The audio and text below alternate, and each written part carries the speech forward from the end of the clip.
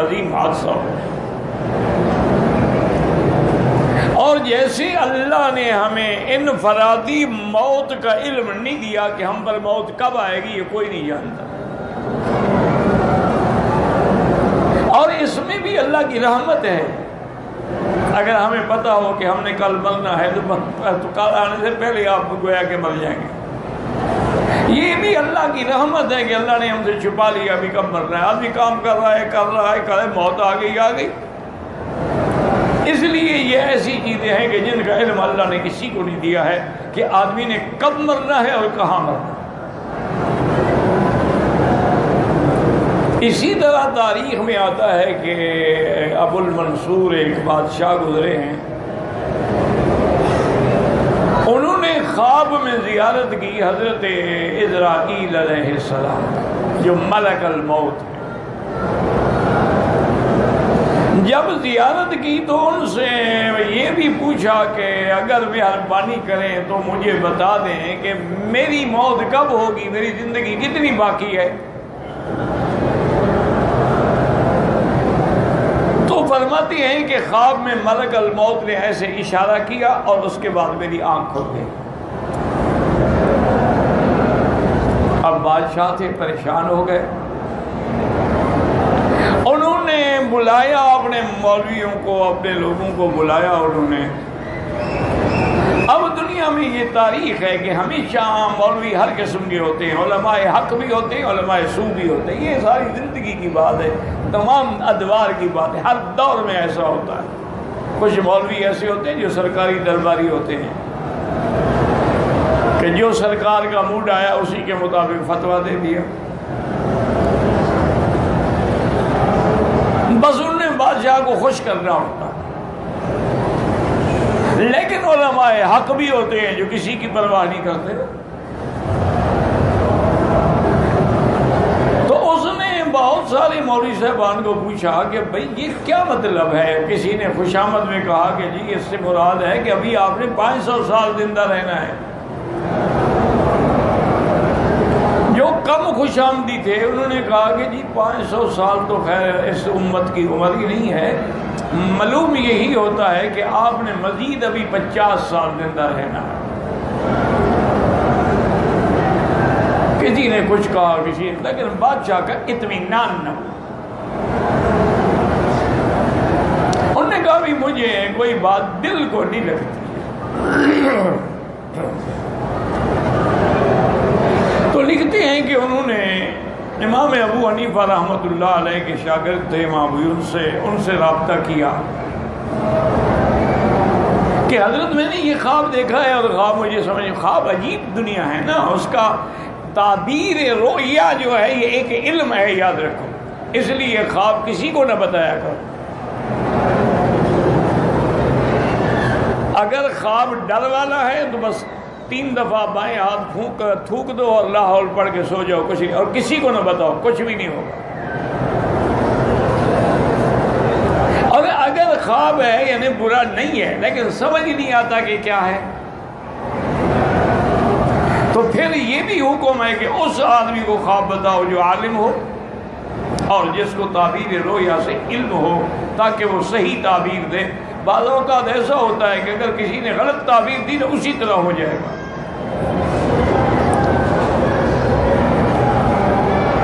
باقاعدہ یہ حدیث میں موجود ہے کہ الرؤیا علی رجل طائر، خواب ایسے ہوتا ہے کہ جیسے پرندے کے پاؤں پہ کوئی دانہ رکھا ہو، اڑے گا تو وہ گر جائے گا. تو اس لیے اگر کسی غلط آدمی کو بتائیں گے تو وہ غلط تعبیر دے گا، تو کبھی ہو سکتا ہے کہ ایسے ہو جائے. انبیاء علیہم الصلاۃ والتسلیم میں اللہ نے یہ علم جو ہے حضرت یوسف علیہ السلام کو دیا تھا، اور حضور صلی اللہ علیہ وسلم کو بھی اللہ نے یہ علم عطا فرمایا تھا. اور حضور کے بعد پھر صحابہ میں سب سے زیادہ حضرت ابو بکر صدیق رضی اللہ تعالی عنہ کو اللہ نے علم دیا تھا. اور اسی طرح پھر تابعین میں بڑے بڑے لوگ پیدا ہوئے ہیں، جیسے محمد ابن سیرین ہیں. ان ان کو بھی اللہ نے تعبیر رؤیا کا علم دیا تھا اور انہوں نے اس پہ کتابیں بھی لکھی ہیں. وہ بہت بڑے معبر تھے، کیونکہ خواب بڑی مشکل چیز ہے. خواب کبھی جو آپ دیکھتے ہیں نا اس کے بالکل الٹ ہوتا ہے، اور کبھی خواب بالکل اسی طرح ہوتا ہے جیسے آپ دیکھتے ہیں.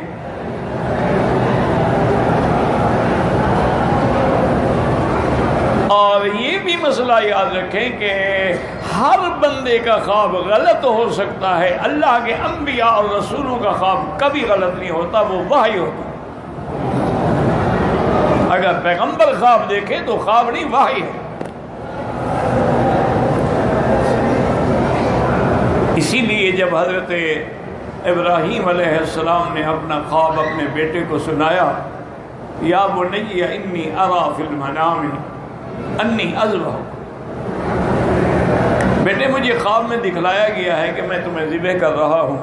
فانظر ماذا ترى، تم بھی غور کر کے جواب دو کہ اب تمہارا کیا منشا ہے. تو حضرت اسماعیل علیہ السلام بھی دیکھیں کیسے عجیب جواب دیا. کہا کہ قال یا ابت افعل ما تؤمر، ابا جان آپ وہی کریں جس کا آپ کو حکم دیا گیا ہے. اسماعیل علیہ السلام نے اشارہ کیا کہ تو خواب نبی کا خواب ہے، تو اللہ کا حکم ہے. باقی ذبح ہونا آسان نہیں ہوتا. ستجدنی انشاء اللہ من الصابرین، آپ مجھے صبر کرنے والوں میں پائیں گے. تو اب خواب تو یہ دیکھا، لیکن حضرت اسماعیل ذبح تو نہیں ہوئے نا. اللہ نے ان کے بدلے میں جنت سے مینڈا بھیجا، وہ ذبح ہو گیا، اسماعیل کو بچا لیا. تو خواب کبھی ایسے یعنی جو دیکھو اس کی الٹ ہوتا ہے. اور وہ قربانی اللہ کو ایسی پسند آئی اور ایسی قبول ہوئی کہ قیامت تک ہر مسلمان قربانی کر رہا. سنت ابیکم ابراہیم، تمہارے ابا ابراہیم کی سنت.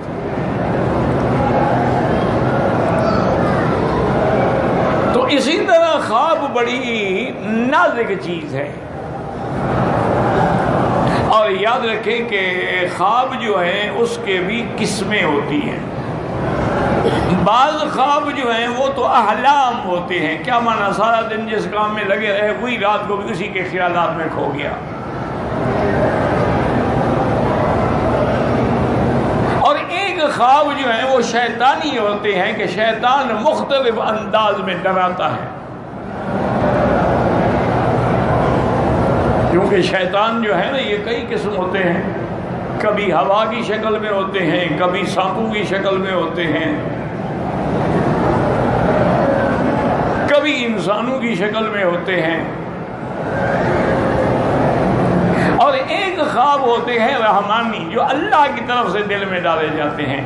تو اس لیے محدثین نے اور علماء نے لکھا ہے کہ اگر آدمی باوضو سوئے، بستر بھی پاک ہو، خود بھی وضو کے ساتھ سوئے، اور صبح صادق کے وقت میں جو خواب دیکھے وہ تقریباً سچا ہوتا ہے، کیونکہ وہ رحمت کی گھڑی کا وقت ہے. اس وقت جو خواب دیکھے وہ تقریباً یعنی سچا ہو. محمد ابن سیرین رحمۃ اللہ علیہ کی خدمت میں ایک آدمی آیا. اس نے کہا حضرت میں نے خواب دیکھا ہے کہ میرے چارپائی کے نیچے ایک بہت بڑا لگن ہے اور اس میں آگ کے انگارے جو ہیں ایسے دہک رہے ہیں.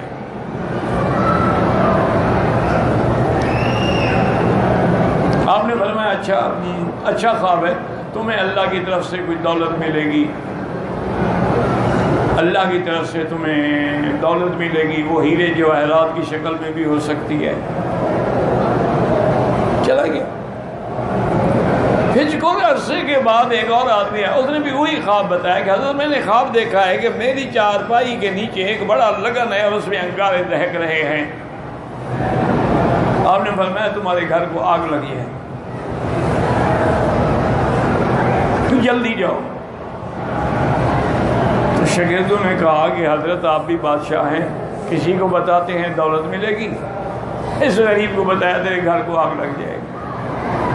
انہوں نے کہا اللہ کے بندے میں نے نہیں بتایا، تعبیر بندی ایسی تھی۔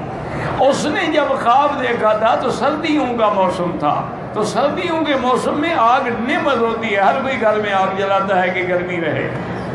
اس نے جو خواب دیکھا یہ گرمیوں کا موسم ہے، گرمیوں کا موسم میں تو آگ عذاب ہوتی ہے، میں نے کوئی غلط تعبیر تو نہیں دی۔ تو یہ ایک علم ہے، علم تعبیر الرؤیا۔ اور یہ بھی یاد رکھیں کہ اگر کسی کو یہ علم نہ ہو تو وہ کوئی خواب کچھ بتا دے کہ بھائی میں تعبیر نہیں جانتا، کسی اور عالم سے پوچھیں۔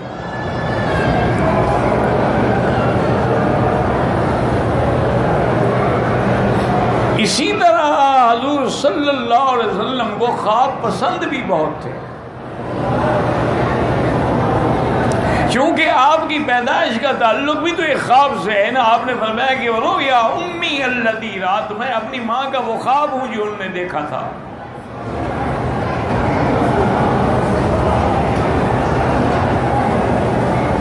اور اسی طرح حضور فجر کی نماز کے بعد جب بیٹھتے تو صحابہ پوچھتے بھی ہر رہا رویا اللہ، کسی نے خواب دیکھا ہے؟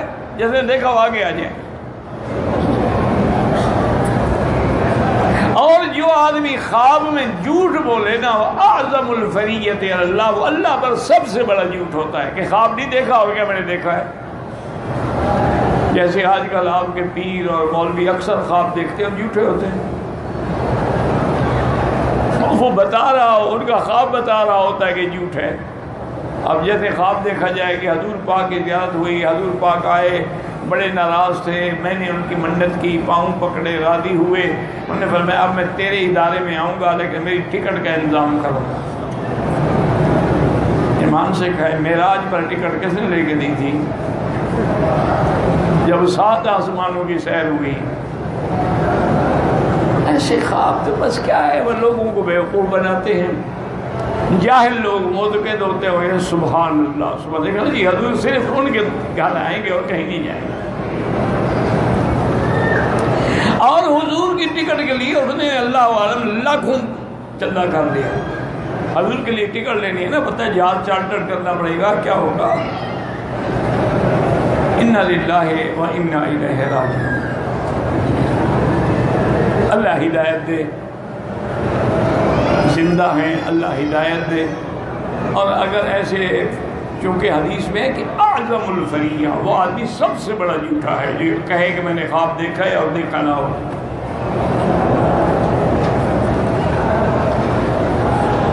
اسی طرح سیدہ عائشہ صدیقہ رضی اللہ عنہا نے بھی خواب دیکھا اور اپنے ابے کی خدمت میں عرض کیا کہ ابا جان میں نے آج رات بڑا عجیب خواب دیکھا ہے کہ آسمان کا چاند اترا اور میرے حجرے میں آ کے غائب ہو گیا،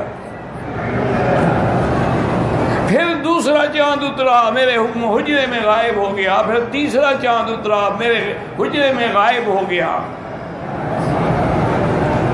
سیدنا ابی بکر رضی اللہ عنہ بالکل خاموش ہو کے چپ کر کے گھر سے چلے۔ بی بی عائشہ فرماتی ہے حالانکہ یہ آپ کی عادت مبارک نہیں تھی، آپ تعبیر دے دیتے تھے لیکن آپ نے کوئی تعبیر نہیں دی، میں بھی ڈر کے خاموش ہو گئی۔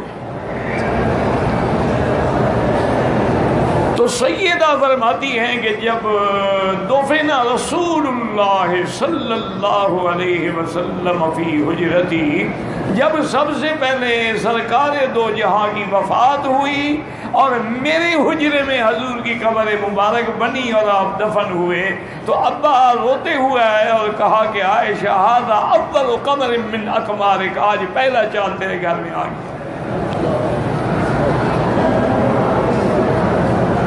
پھر حضرت ابو بکر بھی وہیں دفن ہوئے، حضرت عمر بھی وہیں دفن ہوئے، تو تینوں چاند جو تھے جمع ہو گئے۔ تو سیدہ عائشہ کا خواب بھی تو کوئی ایسا نہیں ہوتا، وہ بھی تو صدیقہ ہے نا، بنت صدیق ہے۔ تو اب جناب بادشاہ نے بلایا کہ حضرت میں نے یہ خواب دیکھا ہے کہ میں نے اسرائیل علیہ السلام، انہوں نے کہا میں ملک الموت ہوں، میں نے کہا یار ملک الموت ہو تو تمہارے پاس ریکارڈ ہوگا نا، میری کتنی زندگی باقی ہے؟ وہ اشارہ کر کے چلے گئے. انہوں نے کہا حضرت تم نے ٹھیک کیا ہے. انہوں نے بتلایا کہ خمس لا یعلمہن الا اللہ. حضور کی حدیث ہے کہ یہ 5 چیزیں ہیں جن کا علم اللہ کے سوا کسی کو نہیں. ان اللہ عندہ علم الساعہ وَيُنَزِّلُ الْغَيْثَ وَيَعْلَمُ مَا فِي الْأَرْحَامِ وَمَا تَدْرِي نَفْسٌ مَاذَا تَكْسِبُ غَدًا وَمَا تَدْرِي نَفْسٌ بِأَيِّ أَرْضٍ تَمُوتُ. اللہ نے فرمایا یہ 5 چیزیں ہیں، قیامت کا علم اللہ کو ہے کہ کب ہوگی، کس تاریخ کو ہوگی، اور اسی طرح جو بارشیں اترتی ہیں ان کا علم بھی اللہ کو ہے، اور جو ارحام میں، جو رحم میں انسان ہے، جن ہے، حیوان ہے، ان کے ارحام میں جو کچھ ہے، وہ بچہ ہے، بچی ہے، ذکر ہے، انثیٰ ہے، وہ بھی اللہ کے سوا کوئی نہیں جانتا. وَمَا تَدْرِي نَفْسٌ مَاذَا تَكْسِبُ غَدًا، اور کوئی نہیں جانتا کہ میں کل کیا کروں گا. وَمَا تَدْرِي نَفْسٌ بِأَيِّ أَرْضٍ تَمُوتُ، اور کوئی نہیں جانتا کہ میری موت کس زمین پہ آئے گی. تو فرشتے نے تو اشارہ کیا ہے کہ بادشاہ سلامت یہ 5 چیزوں کا علم کسی کو ہے نہیں. جب علم نہیں ہے تو میں آپ کو کیسے بتاؤں؟ تو بہرحال یہ ہے کہ علم رویا جو ہے یہ بڑی عجیب سی بات ہے. اس کو اللہ تبارک و تعالیٰ کی طرف سے اگر رحمانی خواب ہو اور صحیح تعبیر مل جائے تو الحمدللہ اسی طرح ہو.